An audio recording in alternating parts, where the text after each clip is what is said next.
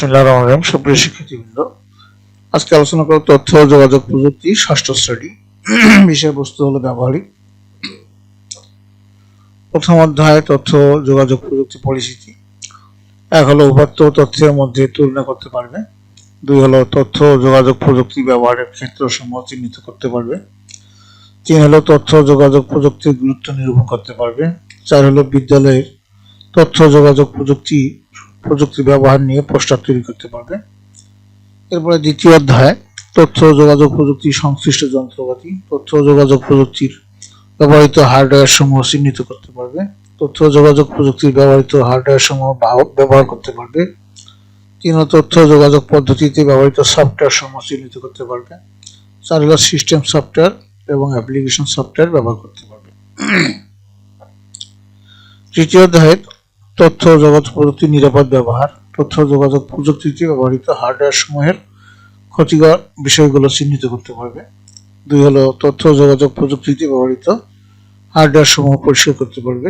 তিন হলো তথ্য যোগাযোগ প্রযুক্তিতে ব্যবহৃত সফটওয়্যার সমূহের ক্ষতিকারক বিষয়গুলো চিহ্নিত করতে পারবে। চার হলো তথ্য যোগাযোগ প্রযুক্তিতে ব্যবহৃত সফটওয়্যার সমূহের ক্ষতি প্রতিরোধের উপায় চিহ্নিত করতে পারবে। পাঁচ হলো দীর্ঘ সময় কম্পিউটার ব্যবহারের সৃষ্ট শারীরিক সমস্যা সমূহ চিহ্নিত করতে পারবে। ছয় হলো দীর্ঘ সময় কম্পিউটার ব্যবহার জনিত সমস্যা প্রয়োজনীয় ব্যায়াম অনুসরণ করতে পারবে।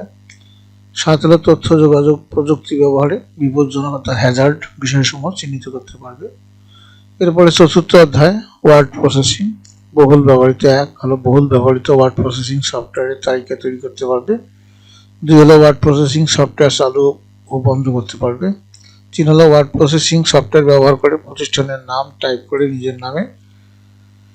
চার হলো সংরক্ষণ বা সেভ করতে পারবে। পাঁচ হলো ওয়ার্ড প্রসেসিং সফটওয়্যার ব্যবহার করে liquid, brown, fox, jumps, over the lazy dog typing অনুসরণ করে টাইপিং এর গতি বাড়াতে পারবে। ওয়ার্ড প্রসেসিং সফটওয়্যার ব্যবহার করে নাম, পিতার নাম, মাতার নাম, বর্তমান ঠিকানা, স্থায়ী ঠিকানা, শিক্ষাগত যোগ্যতা, অভিজ্ঞতা তথ্য নিয়ে ইংরেজিতে একটি বায়োডাটা তৈরি করতে পারবে। এরপরে পঞ্চম অধ্যায় ইন্টারনেট পরিচিতি। এক হলো শিক্ষা, স্বাস্থ্য, খেলাধুলা, বিনোদনের ক্ষেত্রে ইন্টারনেট কিভাবে কাজে লাগানো যায় তার তালিকা তৈরি করতে পারবে।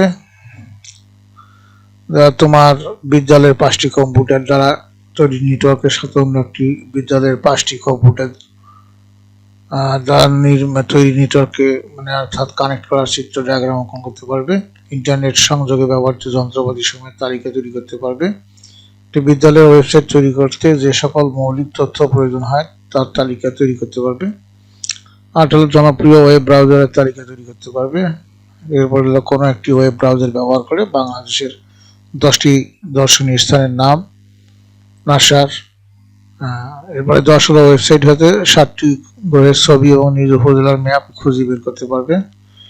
11 হলো জনপ্রিয় সার্চ ইঞ্জিনের তালিকা তৈরি করতে পারবে। এখানে সিরিয়ালে ভুল আছে, তোমাদের এই সিলেবাসের মধ্যেই ভুল করে ফেলছে, এরা নাম্বারিং ঠিক করে দেবে তোমরা।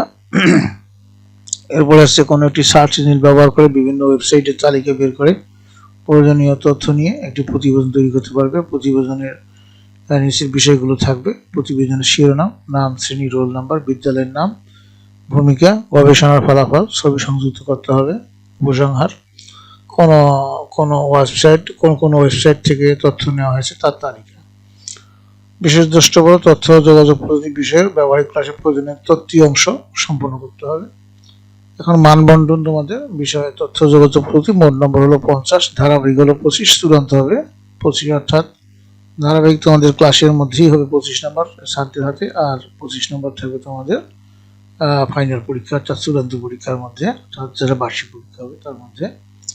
তো ব্যবহারিক চূড়ান্ত মূল্যায়নের নম্বর বিন্যাস হবে এরকম যে: 1 হলো জব অনুশীলন, যন্ত্র উপকরণ সংযোজন ও ব্যবহার প্রক্রিয়া অনুসরণ, উপাত্ত সংগ্রহ এবং প্রক্রিয়াকরণ, অঙ্কন, পর্যবেক্ষণ, শনাক্তকরণ, অনুসরণ করে ব্যবহারিক জব সম্পাদন করে দেখানো অর্থাৎ দেখাতে হবে।